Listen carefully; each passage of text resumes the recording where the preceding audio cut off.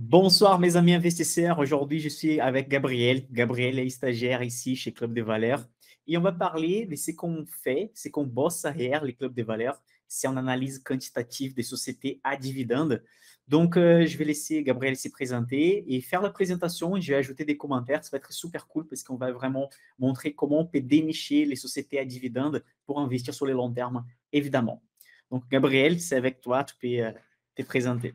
Bonjour à tous, je m'appelle Gabriel, donc je suis actuellement en école de commerce. Ça fait maintenant à peu près 3 ans que je m'intéresse à la finance. J'ai connu la chaîne Club de Valeurs il y a de cela maintenant 2 ans. Et donc, dans le cadre de mon école de commerce, je devais réaliser un stage et j'ai donc demandé à Mickaël s'il souhaitait me prendre. Et c'est donc avec plaisir qu'il m'a pris et donc que je suis actuellement stagiaire pour Club de Valeurs et que je travaille actuellement sur le projet Tiba, la plateforme qui sortira prochainement. Super cool. Et Gabriel, il a fait la formation en Cyber aussi. Gabriel est un jeune étudiant, mais qui sait bien dénicher les sociétés de marché. Parfois, il partage des super belles astuces. Donc, les stages, c'est bien mérité. Et la pression de travail maintenant aussi, hein, c'est bien mérité, puisque notre travail, c'est de chercher les meilleures sociétés à dividendes. Et c'est pas facile. Gabriel va faire une petite présentation pour montrer ce qu'on fait.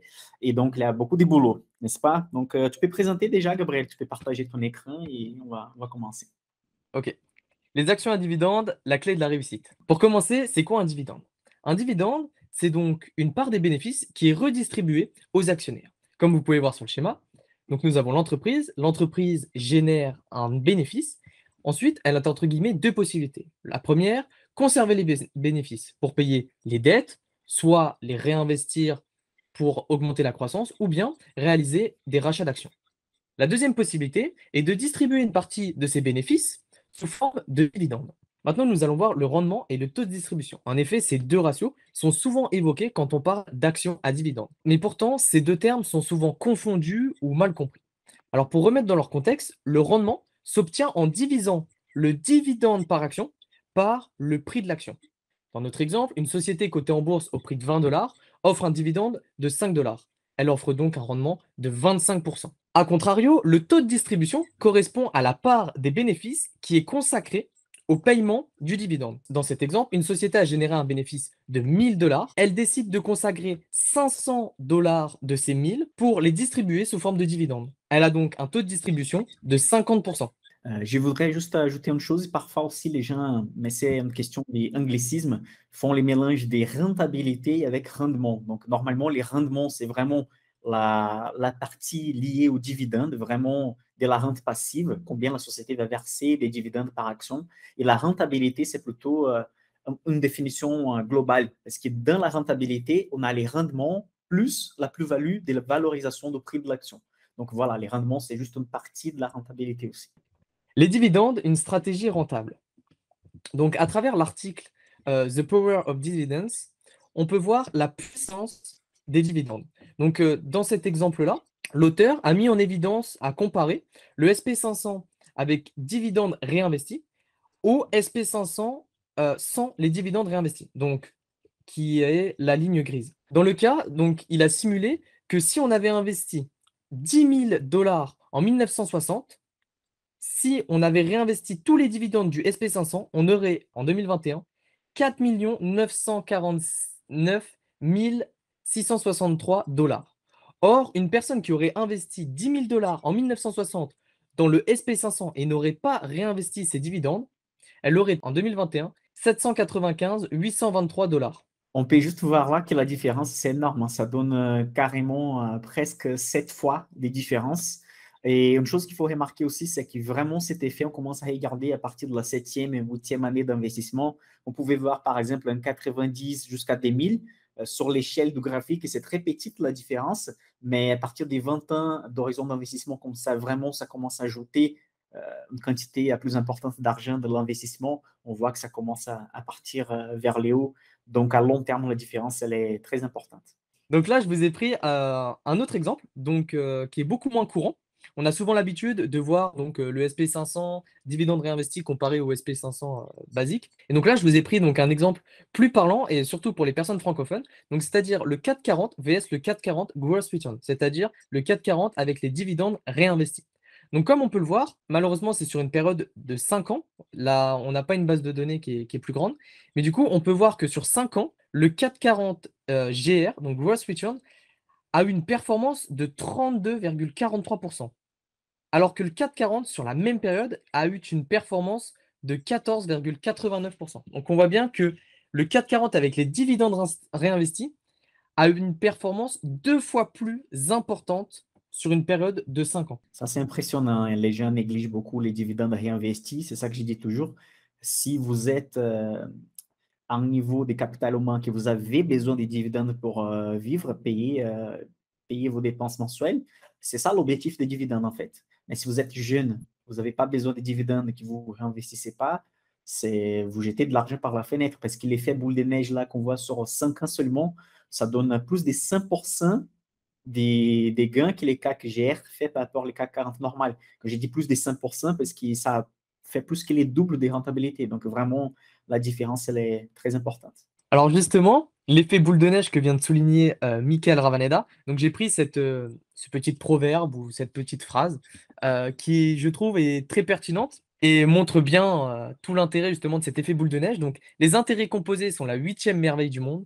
Celui qui le comprend s'enrichit, celui qui ne le comprend pas le paie. Très bien. Il y a des gens qui disent que c'est Einstein qui a dit ça, mais des autres disent que non, peu importe. Le plus important, c'est les contextes de la phrase.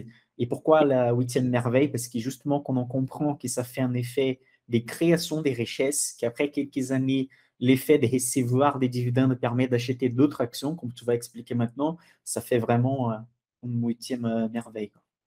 Alors justement, les intérêts composés, donc qu'on pourrait définir simplement en expliquant que donc les intérêts vont être calculés en prenant en compte les intérêts précédents en les ajoutant au capital initial.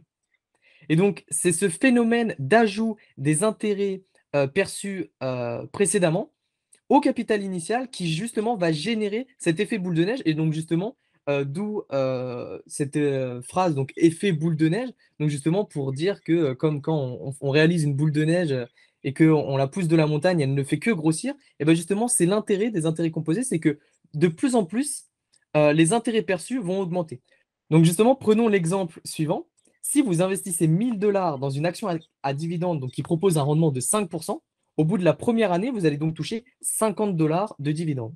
Partons du principe que maintenant, vous allez réinvestir ces 50 $ en rachetant la même action.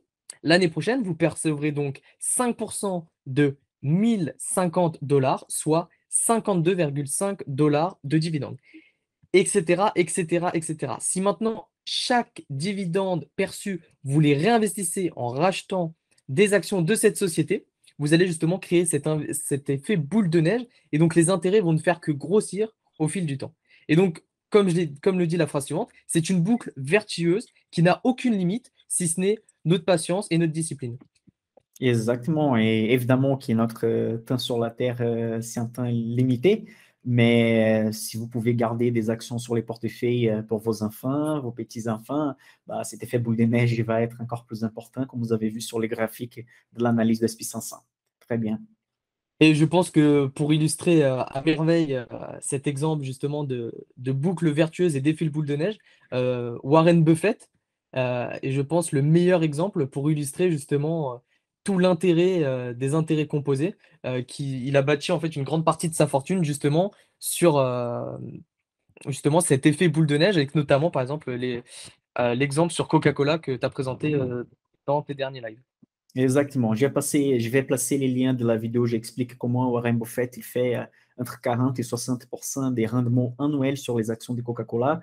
Donc, il a 1 milliard environ de dollars en actions Coca-Cola et reçoit par an entre 400 millions et 600 millions juste des dividendes sans avoir besoin de vendre la société, juste en gardant la société dans les portefeuilles. C'est assez impressionnant. Je vais laisser les liens ci-dessous la vidéo. Vous pouvez regarder après. Alors justement, les dividendes peuvent aussi former donc une rente passive. Alors, investir dans les dividendes permet donc également de se générer un revenu passif et justement dans un objectif d'atteindre la fameuse liberté financière que justement on souhaite tous avoir. Et donc, bah, comme je l'ai dit tout à l'heure, Michael a réalisé donc une série de 3 lives justement qui traitent de sujets, donc les rentes passives faciles. Voilà, je vous invite à aller regarder. Il a beaucoup de détails. On parle des CPI, des rates, on parle des actions à dividendes. Donc, un peu en détail. Si vous êtes des investisseurs de long terme, n'hésitez pas. Ou si vous voulez devenir un investisseur de long terme pour recevoir de la rente passive, c'est presque obligatoire de regarder. Et voilà, c'est un contenu gratuit sur YouTube. Il faut y profiter. Alors, donc, l'objectif de cette vidéo n'est pas forcément de s'étaler sur le sujet des dividendes et de la rente passive. Mickaël a déjà réalisé plusieurs vidéos, donc comme vous pouvez le voir sur le diaporama. Et donc, bah, bien sûr, on Ouais, vous j'étais invite à beaucoup aller les plus regarder. jeune là, hein. On peut voir que la finance veille les gens. Donc, vous pouvez regarder les vidéos. Je pense que la vidéo, la première, utile ou inutile, où je parle des dividendes, si vraiment les dividendes, c'est de la richesse créée par la société, ça serait pas mieux de réinvestir l'argent en soi-même, etc. C'est une vidéo qui s'adapte, je pense, déjà dès sur ma chaîne. C'est une des vidéos préférées que j'ai fait. Je pense qu'elle est assez complète. Je vous invite d'aller là-bas regarder ces vidéos. Et comme Gabriel a dit, notre objectif aujourd'hui, c'est pas de parler des actions à dividendes en soi, parce que j'ai fait une vidéo, j'ai fait une série de 4 vidéos qui expliquent la rente passive facile, les actions à dividendes. L'objectif, c'est de montrer les travaux qu'on fait maintenant arrière, les clubs de valeurs pour une future plateforme qu'on va voir, une plateforme qui va faire de l'analyse quantitative, qui va nous donner des meilleurs noms des pépites ajoutées dans les portefeuilles. Et donc, l'objectif, c'est de montrer comment on arrive au nom vraiment des sociétés solides pour investir sur les longs termes. Alors justement, donc comme vient de le dire Mickaël, le sujet principal de cette vidéo, donc c'est Tiba. Donc là, bah, je vais te laisser peut-être présenter brièvement ce qu'est Tiba ou ce que va être Tiba.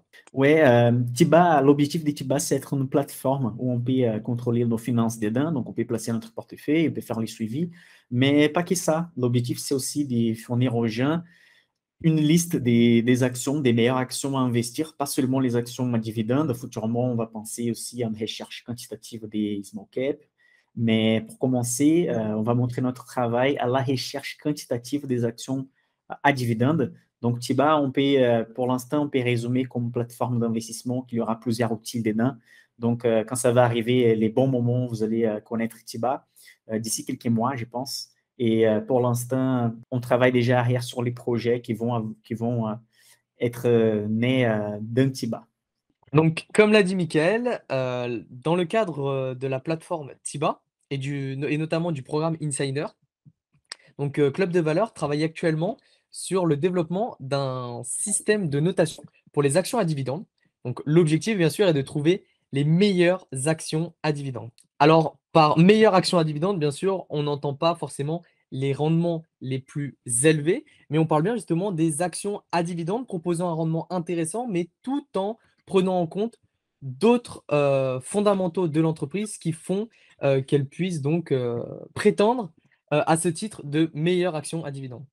Ouais, l'objectif numéro un, évidemment, c'est d'avoir un portefeuille rentable avec de la rente passive, avec des sociétés à fort dividende, mais c'est pas que ça. Parce qu'on connaît très bien, notre objectif, c'est pas de lister euh, 10 actions orange ou 25 actions orange qui payent 7-8% par an, mais sur les 5 dernières années, fait qu'est tombé. Donc, notre objectif aussi, c'est de trouver des sociétés à dividendes qui payent des bons dividendes et qui aussi ont un potentiel de hausse, justement pour essayer de trouver ces potentiels des boules de neige que Warren Buffett a eu avec la progression du cours de Coca-Cola et avec l'augmentation des dividendes de Coca-Cola. Comme ça, on peut atteindre un yield on cost, que c'est le nom de ces indices, de ces rendements, parce qu'il est calculé par rapport les prix moyens de l'investisseur pour que dans quelques années, avec un effet à boule de neige, on puisse avoir des dividendes chaque fois plus élevés, des 15, 20, 25% si on garde la société dans les portefeuilles. Donc, comme l'a dit Mickaël, nous souhaitons donc proposer au sein de la plateforme Tiba deux portefeuilles à dividendes. Donc, l'un pour la partie européenne, donc qui serait éligible donc au PEA, et donc un autre portefeuille, donc lui qui serait dédié plutôt donc aux comptes titres et aux actions américaines. Donc justement, pour développer ces portefeuilles à dividendes, nous avons donc utilisé l'analyse quantitative. Donc là, je vous ai mis la définition sous les yeux, mais donc pour faire plus simple, l'analyse quantitative, donc c'est une méthode de recherche qui utilise un raisonnement plutôt mathématique et où justement on va se baser sur des données historiques, tirer les variables qui sont selon nous les plus pertinentes pour justement essayer d'expliquer donc soit des phénomènes ou bien alors essayer de mesurer justement l'impact que peut avoir certaines variables dans le temps ou bien alors sur les sociétés. Alors donc maintenant, nous allons vous présenter globalement donc la méthodologie qu'on a appliquée justement pour développer ce système de notation. Donc dans un premier temps, nous nous sommes basés, donc, comme je vous l'ai dit tout à l'heure, sur des données historiques. Donc pour cela, bien sûr, nous avons utilisé le fameux livre donc What's Work on Wall Street. Alors donc le livre What's Work on Wall Street, donc que vous avez dû voir de nombreuses fois à travers les vidéos de Michael Ravaneda, et bien tout simplement parce que c'est l'un des meilleurs livres donc concernant justement les stratégies boursières. Donc il a testé plus de 40 stratégies sur environ une échelle d'environ 40 ans. Donc ce qui vraiment pour nous, ça a été une référence ce livre. Nous avons donc bien sûr utilisé d'autres documentations telles que Be a Dividend Millionnaire et donc d'autres sources qui ne sont pas présentes forcément ici. Il y a des autres articles aussi, des doctorats, des masters en Europe, aux États-Unis qui sont super intéressants par rapport à les sujets. Il y a certaines variables qui sautent aux yeux par rapport aux dividendes. Et justement, notre objectif, c'est de trouver les meilleures variables et établir un système de notation qui nous sort les top 20, top 30 sociétés à dividendes pour qu'après, on puisse faire une analyse un peu plus subjective à la fin. Gabriel va parler un peu plus de ça sur les prochaines pages. Mais l'objectif, c'est justement à la place d'avoir 10 000 sociétés à créer un filtre, un screener, c'est déjà sortir avec l'analyse quantitative une liste presque prête déjà des sociétés à dividendes à fort potentiel. Pas seulement fort potentiel, ça ne veut pas dire forcément des forts rendements simplement, mais potentiel des hausses plus des sociétés avec des rendements élevés. Et donc vraiment, cette première partie, elle est essentielle à la réalisation donc, du système de notation, parce qu'en fait, c'est essentiel de se baser donc sur le passé pour pouvoir du moins espérer déterminer justement des événements futurs. Et donc, donc toutes ces bases de données qui sont historiques et réalisées sur des échelles de temps importantes permettent vraiment de prendre un certain recul et de mettre en évidence l'impact de certaines variables sur le long terme euh, et l'impact justement de ces variables sur notamment le rendement qu'elle peut offrir. La deuxième partie, donc, ça va être les variables. Donc, pour créer un système de notation, il est essentiel de choisir justement les bonnes variables. Donc, certaines variables sont choisies donc, telles que le rendement, le taux de distribution ou encore la capitalisation. Mais bien sûr, ce ne sont pas les seules variables que nous allons utiliser et appliquer à notre système de notation parce que justement, on va se baser également, donc, comme dans la partie 1 présentée, donc, sur vraiment des données historiques et donc voir quelles sont les variables qui ont vraiment pu impacter le rendement et la performance des entreprises sur le long terme. Alors, la troisième partie, c'est la création du système de notation. Alors ça, c'est un secret. En effet, ça relève de la propriété intellectuelle. Pourquoi? Eh bien, tout simplement parce que derrière, il y a de nombreuses personnes qui travaillent, qui collectent un nombre de données relativement importantes, justement pour atteindre, entre guillemets, le système de notation parfait. Et donc, toutes ces heures de travail, de tests, de récolte de données a permis, au fur et à mesure, justement, d'atteindre un certain niveau de perfectionnement dans le système de notation. Et c'est donc pour ça que ça relève justement de la propriété intellectuelle et que forcément, eh ben, c'est soumis, entre guillemets, au secret professionnel. Non, exactement, les systèmes de notation, comme j'ai parlé avec Gabriel tout à l'heure, un système de notation, simplement un dividende, par exemple, quelqu'un peut dire, le plus important, c'est les rendements. On sait très bien qu'il ne sait pas les rendements, la variable la plus importante, mais on suppose que quelqu'un dit ça et il fait un système basé sur ça, vous allez remarquer qu'à long terme, ce système ne va pas présenter un bon résultat. Donc, au-delà des choix des variables, des tests des variables, des tranches de notation des variables, on a en fait les poids de chaque variable et tout ça fait un système de notation. Ça, c'est fait aussi que des autres sociétés peuvent créer un système, mais ne va pas être les mêmes systèmes. C'est pour ça qu'on a un système des propriétés intellectuelles et donc notre méthodologie aussi, entre guillemets, c'est un secret. La quatrième partie, donc, c'est le backtesting à grande échelle. Donc, une fois que nous avons recueilli un nombre de données relativement important, donc sur les entreprises donc, du monde entier, nous avons donc mis à l'essai notre système de notation justement pour en tirer différentes conclusions et pour réaliser différents ajustements. La cinquième partie est sûrement la plus agréable pour un analyste financier, c'est la création du portefeuille et donc la proposition de valeur finalement.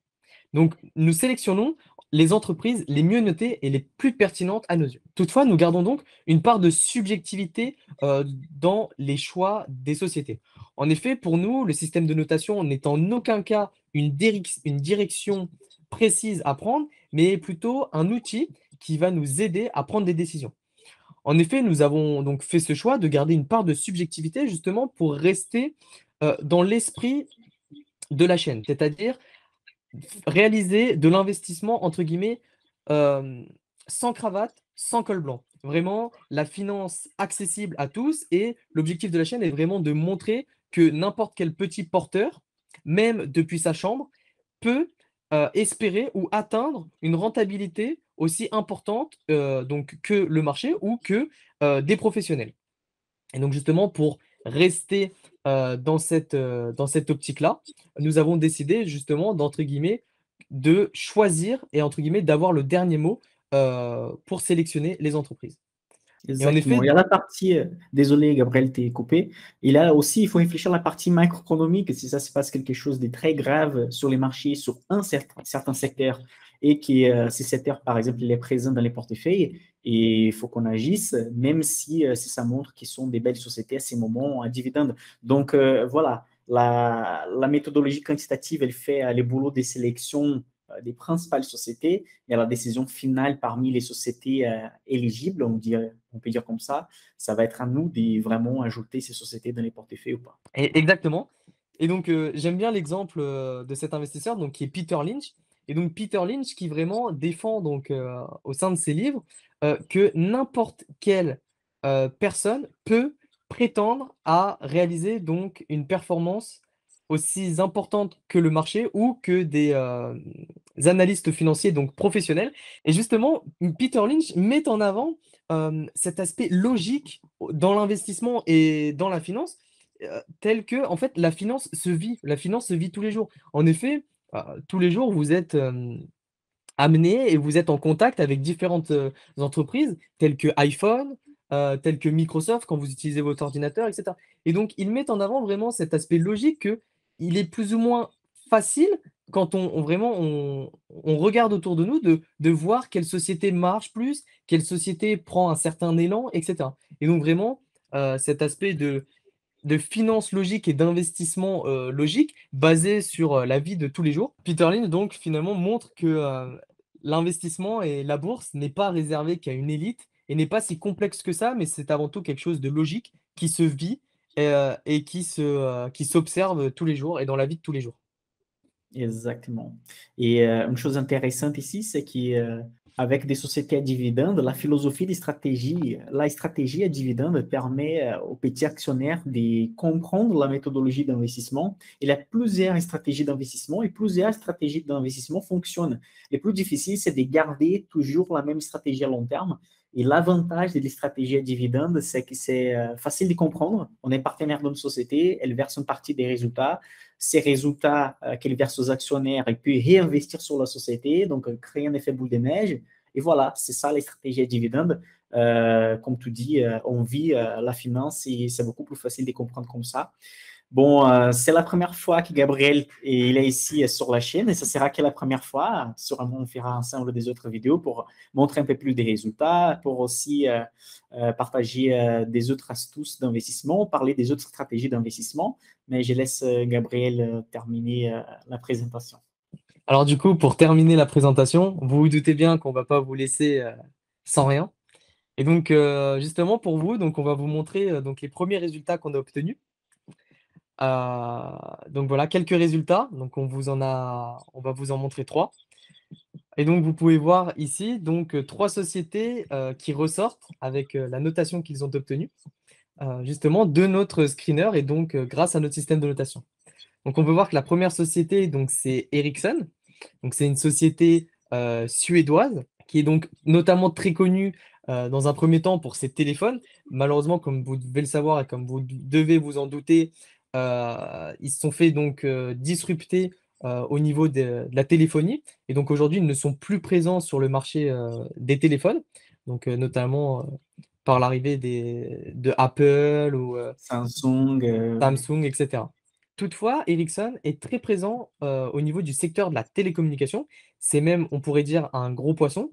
Donc, il dispose de grandes parts de marché et il s'est donc, après s'être fait disrupter au niveau de la téléphonie, et donc s'est donc spécialisé davantage dans la télécommunication. Aujourd'hui, donc, il fait partie des leaders de ce secteur. Alors, pour vous en dire un peu plus, donc sans rentrer dans les détails, Ericsson, c'est quand même 93% de croissance annualisée sur 5 ans. Donc c'est juste stratosphérique. Mhm. C'est énorme pour une société comme ça. Parfait, énorme. On voit qu'elle est cinquième place ici. On a un système de notation. Après, on montre des sociétés. La deuxième société donc, qui ressort du screener et qu'on vous présente aujourd'hui, donc c'est Kering SA. Donc Kering SA, c'est un des principaux groupes de marques de luxe donc en France. Donc, il est connu à travers le monde entier. Et donc, si aujourd'hui il ressort dans ce screener, c'est d'une part parce qu'il propose un dividende important, mais surtout parce qu'il propose un potentiel de croissance qui est très important comparé donc à ses principaux concurrents tels que LVMH ou encore Et, Hermès, etc. et voilà, les sociétés, on peut faire un parallèle. On n'a pas beaucoup de sociétés de technologie dans le monde qui versent des dividendes, mais vous pouvez imaginer quelqu'un qui avait acheté Google il y a 10 ans. Il a profité de la hausse aussi de l'action, mais si Google commence à verser des dividendes aujourd'hui, cette personne qui achetait un prix plus bas peut recevoir des dividendes beaucoup plus élevés. Kering aussi, c'est une société qui verse des dividendes, mais avec les potentiels des résultats qu'elle peut avoir et avec la croissance des dividendes, c'est une société qui mérite sa position dans les top 25. Et donc pour finir, la dernière société qu'on voulait vous présenter, et donc c'est UPM, Keyman Corporation. Et donc parce qu'en fait, c'est tout simplement la surprise.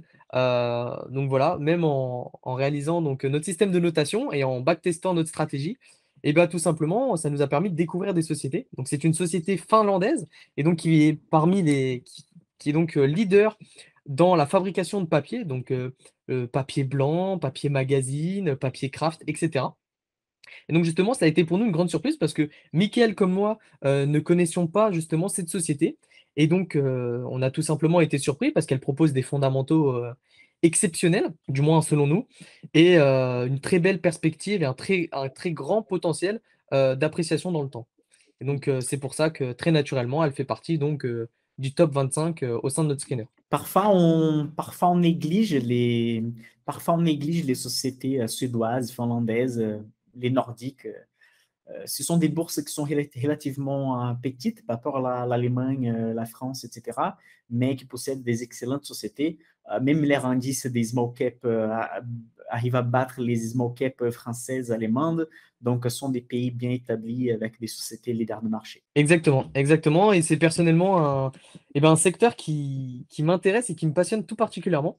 En effet, donc, durant mes recherches et notamment grâce à la formation Insider, j'ai pu trouver de nombreuses sociétés donc scandinaves avec justement des fondamentaux et des états financiers juste incroyables. Et donc, bah, je vous invite à justement aller jeter un peu un coup d'œil au sein des entreprises scandinaves, car comme l'a dit Mickaël, ce sont des sociétés très intéressantes. Et surtout, en fait, elles ont entre guillemets, la particularité, c'est-à-dire que les sociétés scandinaves, elles ont plutôt une mentalité et un management à l'américaine et vraiment, on est sur du capitalisme pur et dur. Et donc justement, ces sociétés scandinaves, en plus d'avoir un management et une mentalité donc plutôt à l'américaine, elles ont donc, cette mentalité permet justement de favoriser, le développement, la croissance, mais surtout, permet d'avoir des états financiers, plus que corrects. Et voilà, notre système maintenant, ça c'est pour la partie Europe, évidemment. On établit les mêmes critères pour les États-Unis. On fait énormément de tests à ces moments pour pouvoir valider sur périodes différentes d'investissement, pour étudier quels sont les secteurs qui sautent les yeux dans les portefeuilles finaux et on ne peut pas surpondérer non plus un certain secteur. Donc là, beaucoup d'informations et beaucoup de choses à analyser, même à la fin. Gabriel, il passe déjà un mois et demi qui pour les choix des variables, pour les poids des variables dans les portefeuilles. Donc, vous pouvez imaginer qu'il y a beaucoup de boulot. Et voilà un petit 3 de société qu'on peut vous montrer, une petite partie de résultats. Et bientôt, vous allez voir plus des nouveautés par rapport à ces projets d'analyse quantitative. Donc voilà, on a présenté un peu ce qu'on fait pour notre projet TIBA avec des portefeuilles à dividendes pour commencer. Gabriel a beaucoup de travail, beaucoup de pression. Donc, Gabriel va dire les derniers mots de son boulot. Et merci, Gabriel, pour être ici, pour faire cette vidéo. Tu verras ici encore pour faire des autres vidéos avec nous. Et je pense que les collègues du Club des valeurs vont bien aimer ta participation.